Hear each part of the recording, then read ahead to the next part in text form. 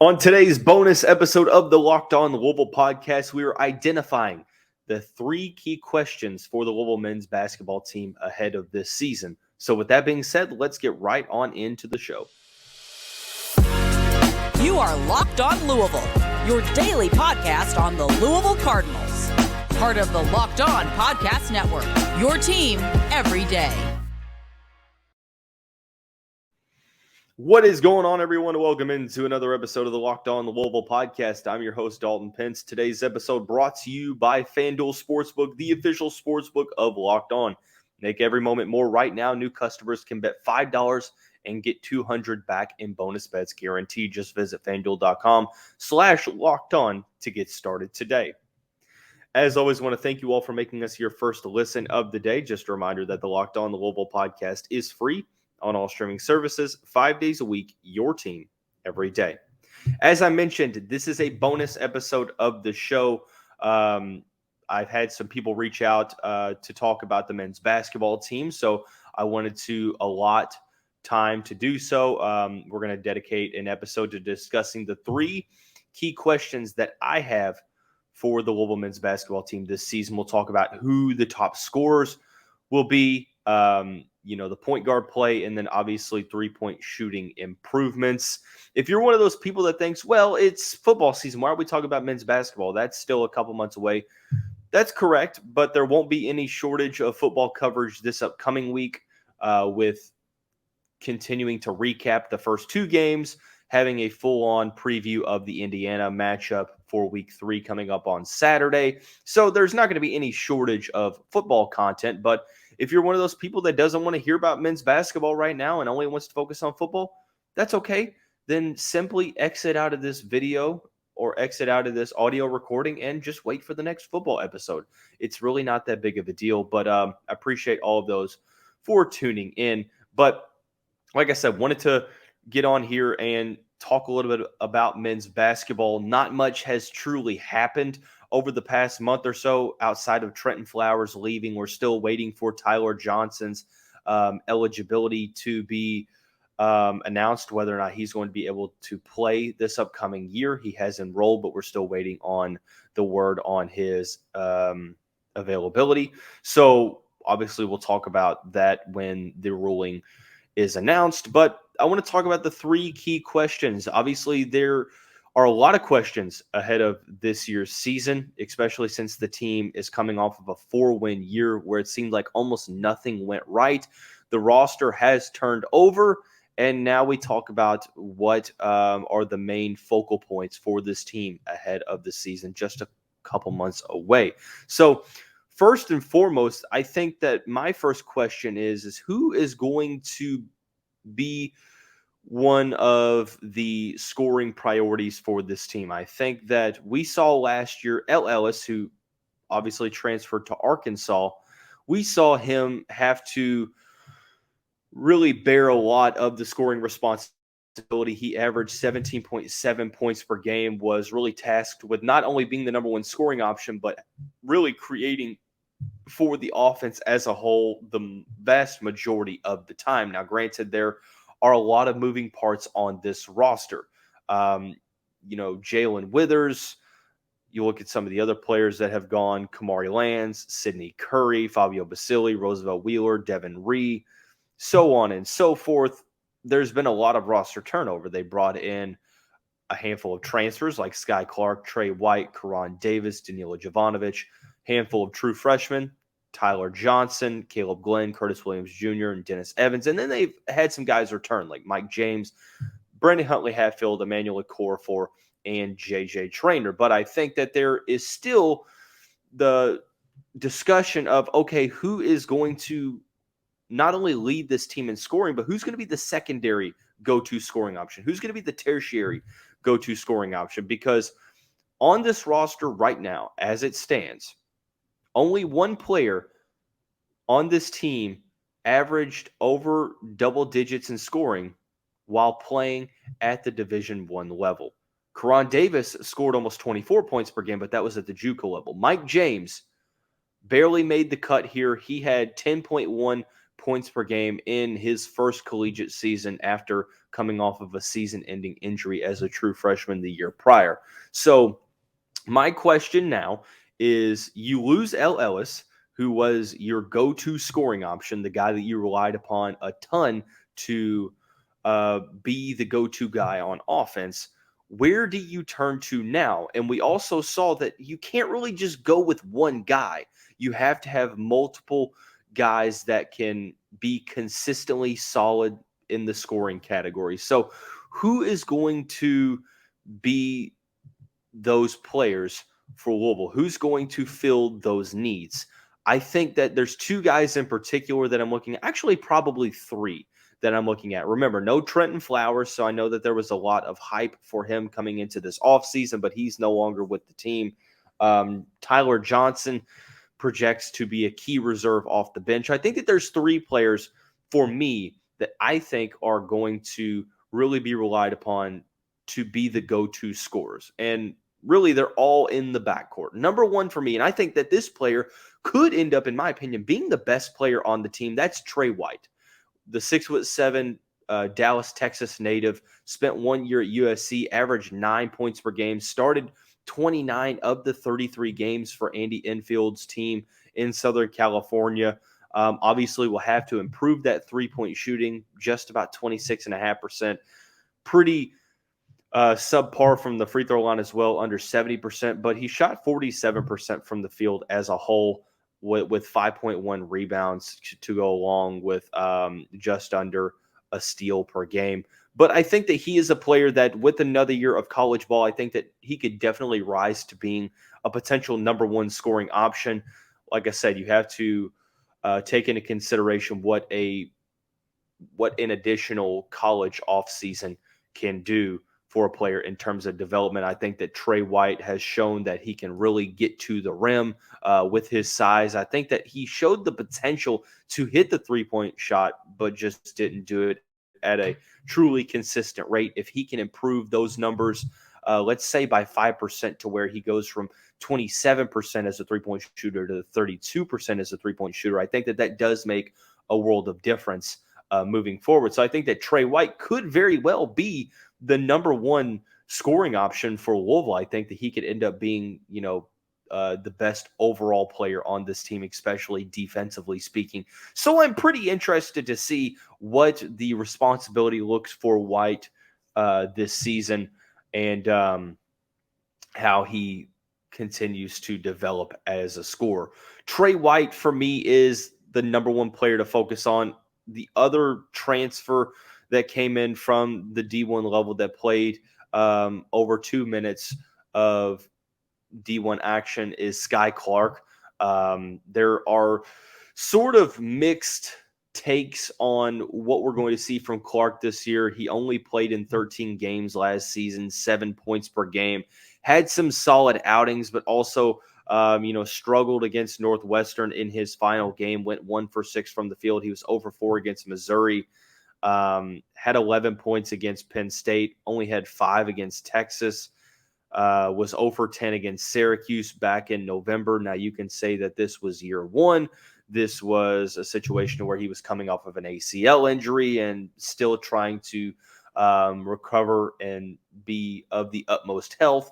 And then obviously had some personal issues, took a step away from the program, and didn't play after early January. But from all accounts that I've heard, is fully healthy now. We will wait to see, how he looks early on this season. But there might not be one player with more responsibility this season than Sky Clark. We're going to talk about that more in the second segment, but I think part of that is creating for others, but also a lot of that is going to be self-creation, scoring the basketball. There's not a ton of backcourt presence on this team at the moment. I know that there's players that some think are point guards, some think are shooting guards, but more so project to being guys on the wing, more so small forwards than shooting guards. I understand it's positionless basketball, but the skill set has to be there as well to play the guard position, although I do think that there are some players that could fit that role for Louisville. I think that Sky Clark is going to be relied upon to, like Tre White, to be able to take that next step in their respective developments and be able to help this team as a possible go-to scoring option, especially considering that the ball will be in his hands a good amount of the time when he is on the court, both in the half court and in transition. So for me, Sky Clark is a guy that I look to take the next step forward in his development. Field goal percentages has to improve, obviously. 41% from the field, 33% from the three-point line, and 70% from the free throw line. So has to get better efficiency-wise. I think that we'll see Sky Clark take the next step. And then the third player for me is the player that averaged in double figures last year at the Power 5 level, Mike James, 10.1 points per game, coming off of an Achilles injury, which is obviously easier said than done. Had some really solid performances this past season for Louisville, started all 32 games that he appeared in for the Cardinals, just under 31 minutes per game, 45% from the field, 36% from the three-point line, 78% from the free throw line. So when he did shoot the ball, he was efficient in doing so. I think that he's going to be another player that's relied upon to be a solid scoring option. I'm not sure if he is going to be the number one scoring option, but I definitely think he is a solid secondary, even tertiary option for the Cardinals when it comes to scoring responsibilities.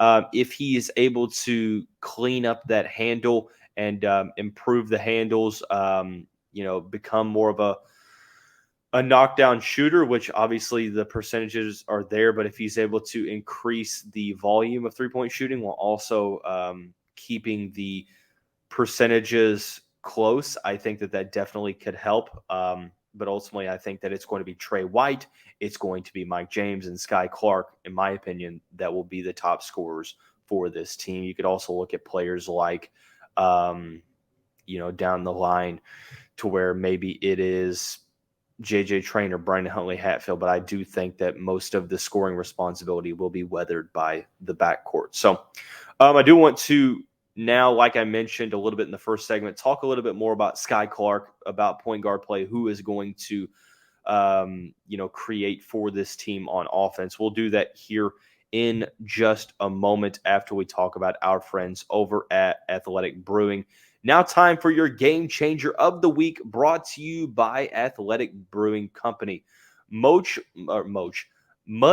like the overall balanced approach for the Louisville Cardinals in that game against Murray State, where we saw the most quarterback appearances in program history, absolutely game-changing. Athletic Brewing has completely changed the non-alcoholic beer game. They make non-alcoholic beers that actually taste good. And that's something that I feel like a lot of companies have tried but just have not succeeded at. Their brews are great tasting and award-winning and beat out full-strength beers in global competitions. They brew over 50 styles of craft non-alcoholic beer, including IPAs, Goldens, Sours, and more. One of my favorite is the Oktoberfest, which you can find on their website. They're fit for all times. You can drink them at any time, anywhere, and make any activity even more enjoyable. You can find Athletic Brewing Company's non-alcoholic brews at a store near you or buy online at athleticbrewing.com. First-time customers can use the code Locked On to get 15% off your first online order. That's code Locked On at checkout for 15% off at athleticbrewing.com. Exclusions and conditions apply. Athletic Brewing Company, fit for all times. Okay, moving on into the second segment of the show. We just talked about the first question, which will be who will be the top scorers for this team. Now I want to talk about the offense as a whole. The point guard play.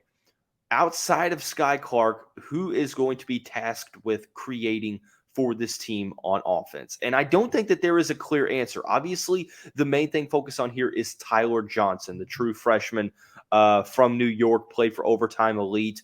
I think that if he's able to play, he is the best overall true point guard on the team when it comes to creating for others. I think that Sky Clark is a combo guard that's great at scoring, but I think has to prove that he can create for others at a high level. I think that Ty-Laur Johnson will be the best offensive creator for others on this team if he is eligible. And that's really where we have to focus on here, is if Johnson is eligible, well, you have your backup point guard.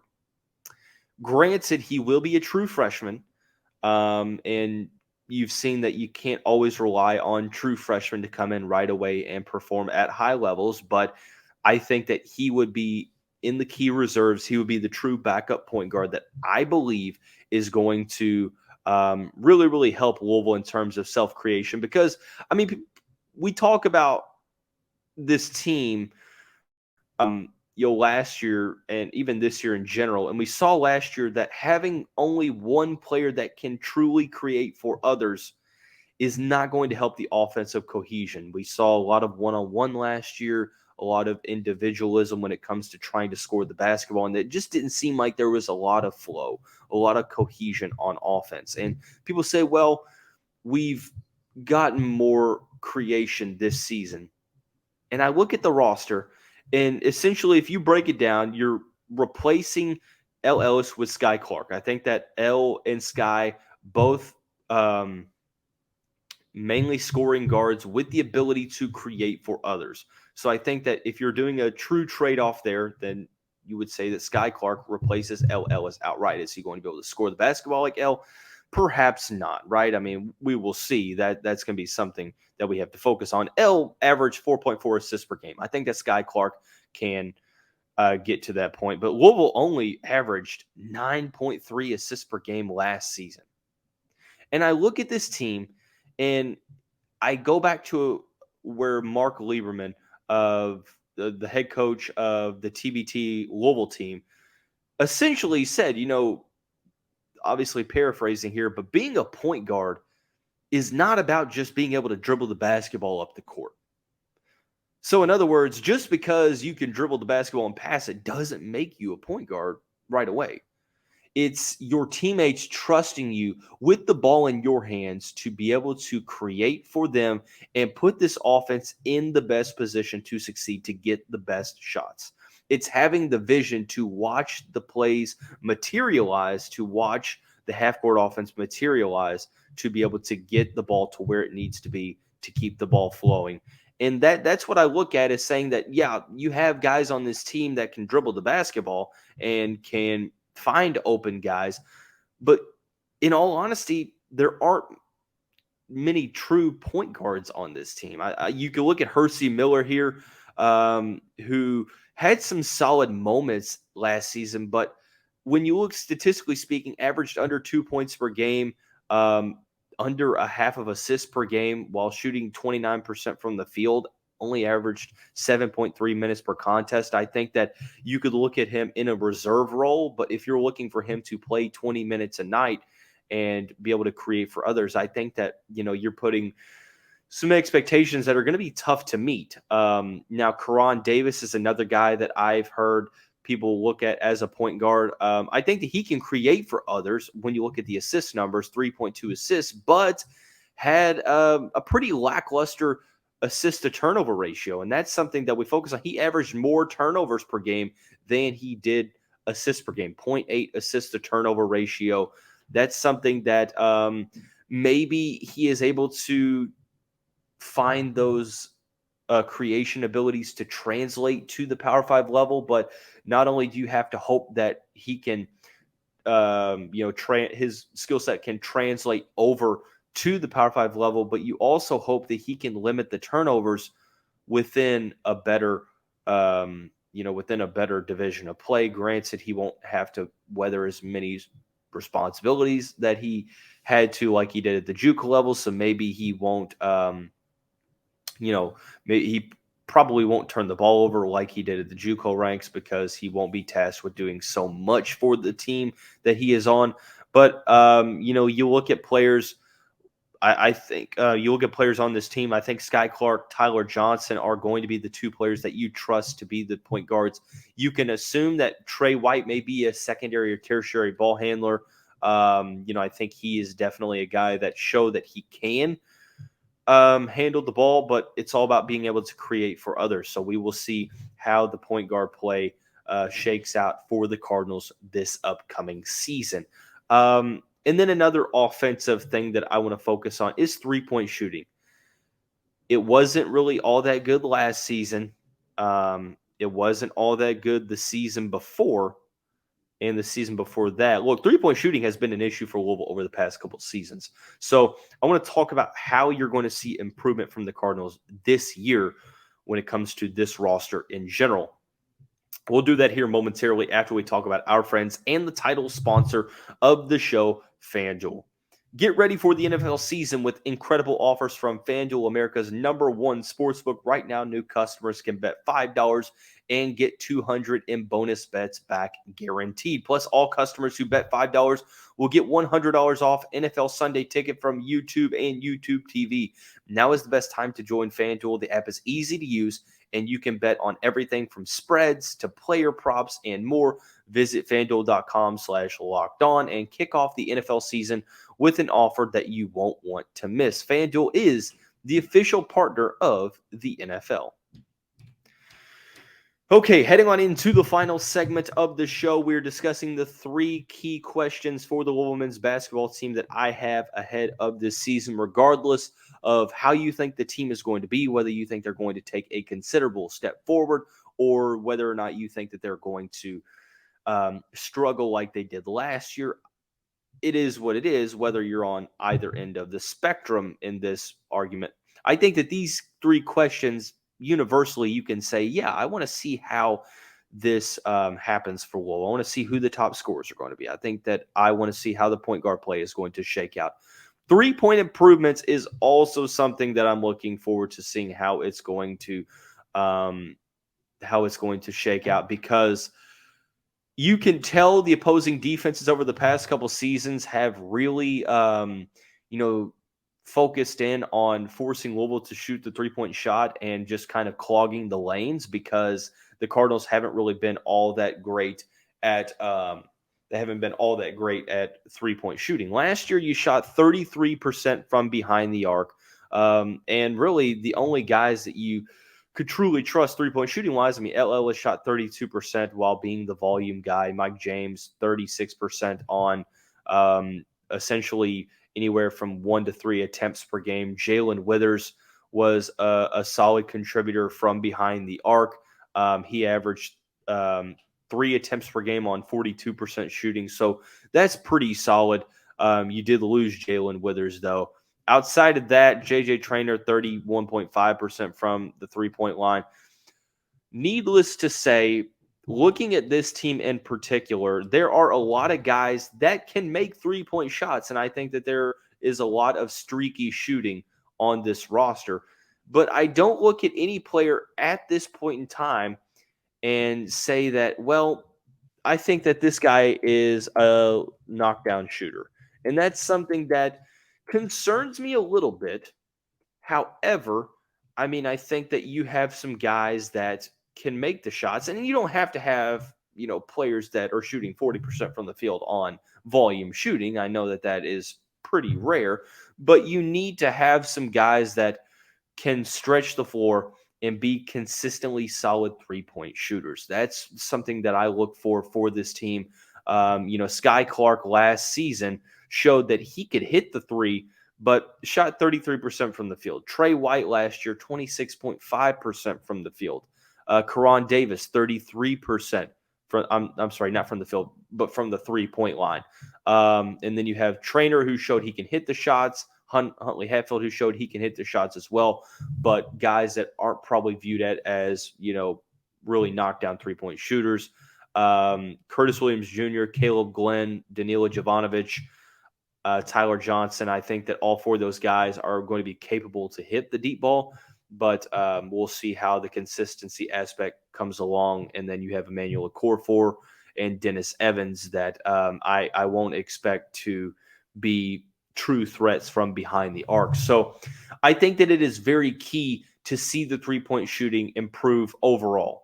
One thing I don't want to see is I don't want to see, 2-3 guys being really solid 3-point shooters, and really that's it. For me, this is one of the key questions that I'm a little bit worried about, because I don't necessarily know who on the roster is going to take that next step forward in terms of 3-point shooting. The hope is that they all do. The hope is that Sky Clark is able to improve his percentages by a couple points. If Trey White can get to 33%. That is a world of difference. If you can have players like if Ty-Laur Johnson is eligible, if he's shooting the ball well, if Karan Davis can show that he can hit the deep ball. I've heard a lot of good things about Curtis Williams Jr. and Caleb Glenn in offseason workouts. If they are able to shoot the ball well from behind the arc, along with J.J. Traynor and BHH, Mike James, I think that it's going to be not just one guy or two guys that we're focusing on, but the roster in general. So that's something to focus on here. But those are the three key questions that I personally have. I want to know what you want to see from this team. I want to know what question is on your mind that you're wondering about ahead of this season for the Louisville men's basketball team. Drop it down or drop a comment down in the YouTube section below or on the social media platforms like Twitter that this will be posted on. But that's going to wrap up today's episode of the show. Like I said, a lot of football coverage for the rest of the week, beginning tomorrow. But I did want to conduct a bonus episode to where we talked a little bit about men's basketball. But to find the show on all streaming services, free and available wherever you get your podcast, stay tuned to this graphic.